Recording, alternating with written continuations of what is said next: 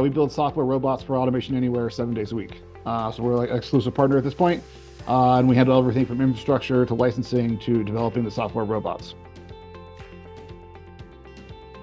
Setting up the City of Seattle's automation program from scratch.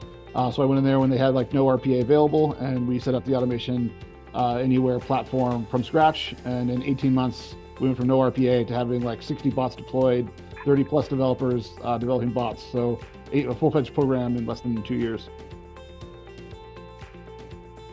What I'd really like to do is use AI to make the bots smarter. So right now they're kind of rigorous and tedious to build when you're thinking of like getting down to the keystroke level.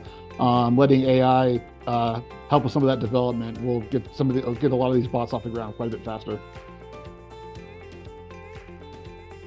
I would say that the main thing is to one, like build a backlog of automations.